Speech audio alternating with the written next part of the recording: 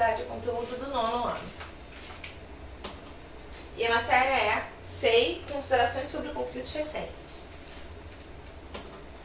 Bom, a gente vai falar sobre vários conflitos, vimos sobre alguns conflitos que vão existir na região da Iugoslávia, vimos que o próprio processo de fragmentação da União Soviética após o final da União Soviética, quando a gente tem o final da Guerra Fria, que tem como marco principal a queda do Muro de Berlim, que vai acontecer antes, no mesmo momento, mas que tem como marco principal, ela vai trazer uma série de consequências à própria dinâmica da Europa e à própria dinâmica, principalmente entre a Rússia e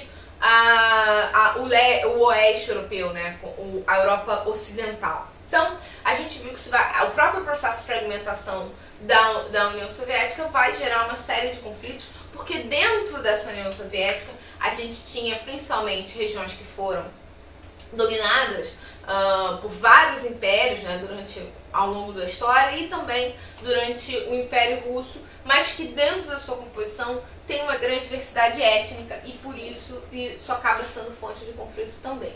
Então, a gente viu a questão da Iugoslávia e agora a gente vai ver a região do Cáucaso, Então, vamos primeiro definir o que é. O Cáucaso é uma região montanhosa situada entre o Mar Negro e o Mar Cáspio.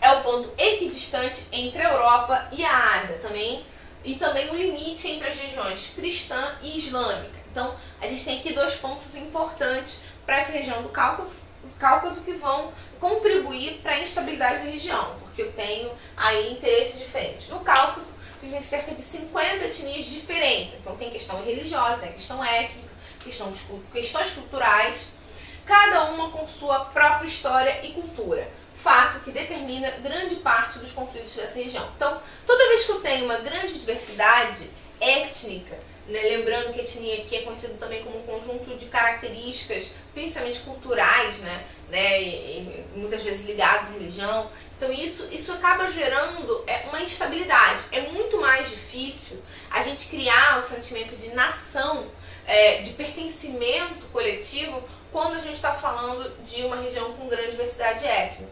Porque esses grupos étnicos têm mais dificuldade de se unir, de se sentirem parte de um todo. No Brasil, por exemplo, o sentimento de nação é muito mais bem definido, bem delimitado, porque não tem essa grande diversidade étnica.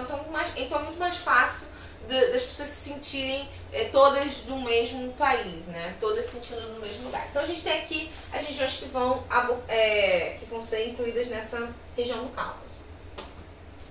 Então vamos ver alguns conflitos. Aqui a gente vai ver os conflitos que vão envolver principalmente a Geórgia.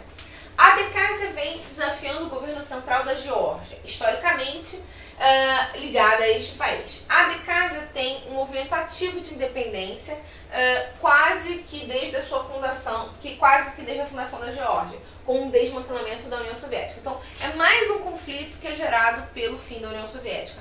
Quando o poder central, isso é o caso que a gente vê na Iugoslávia também, quando você tem a morte do Tito, quando você tem o fim de um poder central naquela região, que mantinha aquele povo unido, com uma forma direta, a tendência é que você tenha aí essas diversidades comecem a surgir.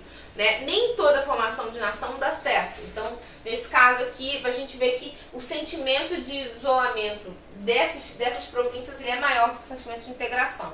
Então, quando você tem o final da União Soviética, a força que mantinha essas regiões conectadas, esses movimentos separatistas vão ganhar força. A Geórgia também enfrenta problemas com outra república separatista, a Ossétia do Sul, que não reconhece a Geórgia como liderança, como país. A Rússia reconhece a independência dos estados separatistas. A Ossétia do Sul tem muita ligação com uma outra região na Rússia, chamada Ossétia do Norte. Eles se sentem identificados culturalmente com essa região, não com a Geórgia. E no caso da Abkhazia também não se sentem muito conectados com a Geórgia. Então isso vai fazer com que a Rússia, que obviamente desenvolve seus interesses de acordo com a manutenção do seu próprio poder, vai financiar e apoiar grupos separatistas para enfraquecer as lideranças que são contrárias à própria Rússia. É o que a gente viu quando a gente estudou o caso da Crimeia especificamente. A gente viu que a Rússia vai acabar apoiando os grupos separatistas que estão pró-Rússia, uma vez que a mudança da presidência na Ucrânia vai desestabilizar as relações entre a Rússia e a Ucrânia e aproximar a Ucrânia da Europa. Então, da Europa, quando eu falo Europa Ocidental, né? Principalmente a União Europeia. Então, para desequilibrar a Ucrânia e para manter o seu poder, sua área de conforto, a Rússia vai financiar esses grupos e aí, obviamente, isso acaba desestabilizando ainda mais a região. A gente tem outras nações que vão apresentar esse problema. Então, outras duas nações independentes da região, a Armênia, de maioria cristã, e o Azerbaijão, uma nação muçulmana, estão em conflito constante desde suas respectivas autonomias, também após o fim da União Soviética. A principal disputa gira em torno da região de Nagorno-Karabakh. Então, isso também acontece muito quando você tem dois países limítrofes que têm culturas diferentes, que são opostos e acabam disputando por uma região. Geralmente porque não acabam aceitando esses territórios, acabam disputando por esses territórios. É o caso, por exemplo, que a gente vê da questão da Caxemira, que envolve o Paquistão e a Índia. Também são duas nações, o Paquistão com maioria muçulmana e a Índia com maioria hindu, que vão disputar por uma região porque não reconhecem a independência um do outro. Então esse aqui é um conflito territorial, importante também. E a questão da Chechênia. O fim da União Soviética, então mais uma vez o fim da União Soviética, a Chechênia, a população com maioria muçulmana, a gente pode ver que ela fica aqui, delimitada aqui por esse mapa, declara a independência do Império Russo e a formação de um novo Estado em 1991. Em 1994, a Rússia retoma o controle do território com intensa repressão e violência aos separatistas, gerando a Primeira Guerra da Chechênia. Então, também, mais uma vez, a gente vê a intervenção da Rússia, que não quer que o seu território, a sua área de influência seja desmembrada. Então, existe uma luta da Rússia de manter essa coalizão, né? Essa área de influência mais forte. Em 1999, rebeldes separatistas retomam o combate iniciando ataques terroristas em Moscou e outras cidades russas. O terrorismo, antes de mais nada, é uma tática de guerrilha.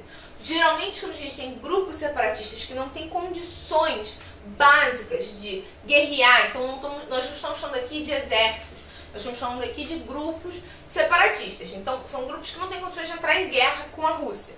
Se a Inglaterra e a França têm um problema, eles entram em guerra. Você tem dois exércitos para entrar em guerra. Nesse caso, não tem como fazer isso. Então, uma tática que é utilizada é a guerrilha. Então, explosões, né, o terrorismo, que na verdade eu vou incitar o terror e o medo. Conseguem o apoio do Daguestão para formar um novo Estado Islâmico.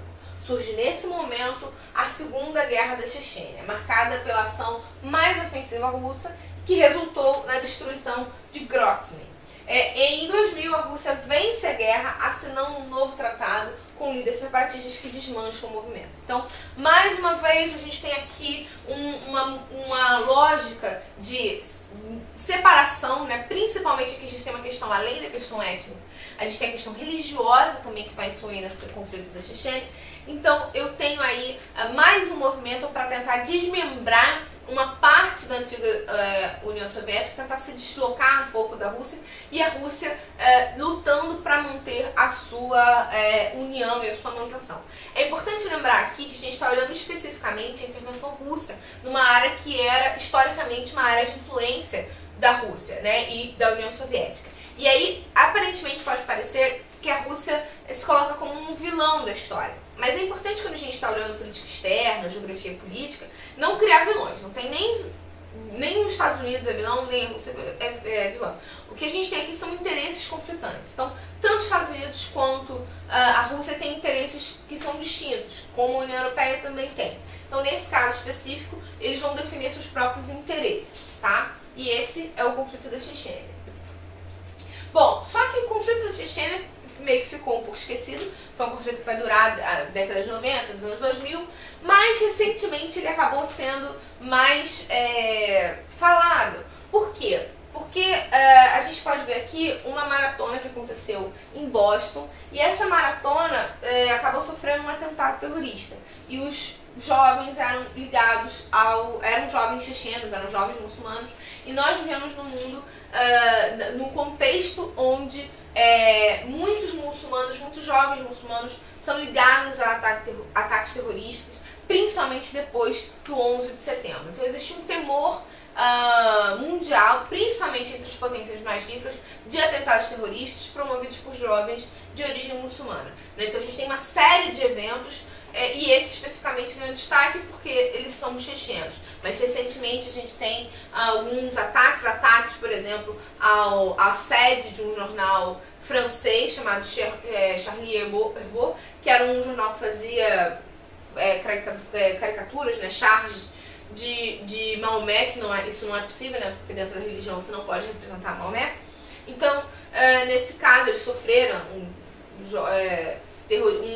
grupo de terroristas entrou atirando, matou uma série de cartunistas. Então a gente tem um contexto atual de bastante tensão ligando esse tipo de atitude, né, de jovens ou de movimentos que acabam utilizando a tática de guerrilha do terror para levantar as suas ideias, e isso tem causado um grande conflito internacional. Então, o conflito que mais tem chamado a atenção na opinião pública é a questão da imprensa da Chechênia, principalmente depois do atentado na maratona de Boston, nos Estados Unidos, causados por 2 jovens que são terroristas chechenos, que já foram descobertos e tudo mais, né? Mas foi um grande atentado, isso acabou gerando uma grande comoção internacional.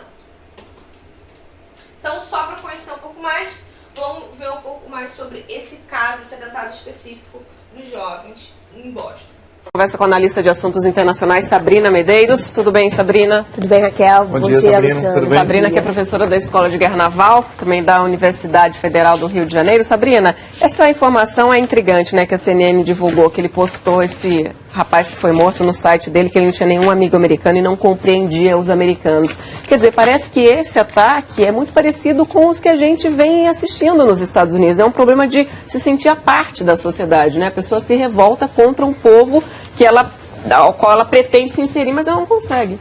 Pois é, a gente está vivendo, e não há poucos anos, né, já há muitos, um ambiente internacional dotado de uma instalação de medo contínuo. E isso faz com que nós não tenhamos toda a capacidade de controle sobre cidadãos que, eventualmente, por problemas psiquiátricos, psicológicos ou sociológicos, ou seja, da ordem da inserção social, possam desafiar a conjuntura da segurança pública. Agora, é preciso notar, então, que é muito tênue essa linha entre um indivíduo que eventualmente tem um surto psicótico, por exemplo, e age violentamente sobre a comunidade que ele pensa ser inimiga dele, e há também aqueles que, engajados na sua psicose, na sua loucura, também estão engajados ou se fazem engajados em instituições altamente organizadas que mobilizam um aparato importantíssimo, tanto do uso da violência, que ensina a fazer bombas, por exemplo, caseiras, quanto também da propagação desses atos que hoje tem um caráter internacional. Sabrina, agora eu queria te perguntar o seguinte, na verdade, tudo bem que pode ter esse fato de ser uma pessoa que, ou os dois não teriam um problema de adaptação, até mesmo de preconceito por parte dos americanos, mas até que ponto também esses atentados podem estar ligados ao fanatismo religioso? Porque as próprias autoridades, ao tentar pedir ajuda à população para que eles fossem identificados, falavam que, por exemplo, eles tinham traços árabes e nesse sentido a gente sabe que eles são de origem chechênia, a maioria islâmica, é de maioria islâmica. O peso do fanatismo religioso vai ser colocado de que forma, você acha, aí, perante a comunidade internacional e diante também da política doméstica? Bom, numa primeira fase, existia a instalação de uma grande preocupação da comunidade islâmica. A comunidade islâmica se pronunciou formalmente, inclusive nas redes sociais, nos blogs, dizendo-se exatamente afetada em razão de que o primeiro suspeito é sempre o de natureza islâmica num atentado desse tipo hoje, no período pós-11 de setembro. A comunidade, inclusive, disse que isso não acontecia antes. Portanto, ela se sente atingida diretamente em qualquer ato desse e é claro que vigora ali todo um movimento, tanto anti-islâmico quanto da comunidade islâmica, tentando mobilizar a sociedade americana e mostrar que ela não é necessariamente a culpada por isso. Então, nesse momento, há uma série de manifestações de ódio, inclusive, querendo que Barack Obama proíba, por exemplo, islâmicos de estudarem em universidades americanas. Isso é um dado, e é um dado relevante e preocupante. Por outro lado, o fanatismo religioso está ligado, muitas vezes, a atentados terroristas. E isso tanto acontece no caso do terrorismo doméstico, quanto no caso do terrorismo internacional. Então, hoje já se disse na imprensa que há links internacionais em relação a esses dois suspeitos. Os links internacionais podem ser simplesmente da internacionalidade da sua nacionalidade, ou seja, do fato deles serem tchetchenos, terem vivido no Cazaquistão, e isso naturalmente pode fazer com que eles tenham links, sim, com instituições de caráter terrorista ou de caráter radical, mas isso, pura e simplesmente, a nacionalidade deles não os faz potencialmente terroristas. Então, é muito cuidadosa essa primeira abordagem, e é por isso que ela é tão difícil de ser feita, porque atos fundamentalistas, de fato, atingem maciçamente a populações como a norte-americana. Então, aqui a gente está vendo um conflito, como a gente tinha falado antes, é um conflito que acontece e vai abalar várias estruturas por ser nos Estados Unidos. Ele acaba gerando uma série de questões e, no caso específico desse atentado, acaba trazendo à tona também o conflito da Chechênia, para mostrar que os problemas, né, de processos de fragmentação dessa região são problemas que vão repercutir de uma forma mais geral e que sempre acabam voltando à mídia por causa desse problema. Claro que é bem importante lembrar que não significa que todo o povo checheno, todo o povo árabe está propenso a realizar qualquer tipo de atentado, e nesse caso específico nem tem uma ligação direta com a questão da Chechênia, né? Não é um movimento dos separatistas da Chechênia, não é nada, mas volta a uma questão sempre sobre insatisfações, sobre problemas nas regiões. Então, sempre acaba trazendo à tona de novo essa realidade. Então, esse é um panorama geral do processo, e é sempre bom ter como marco o final da União Soviética como sendo um ponto importante para começar a gerar essas insatisfações, na verdade, para criar espaço para que essas insatisfações virem movimentos separatistas. Bom, eu espero que tenha ficado claro. Tchau!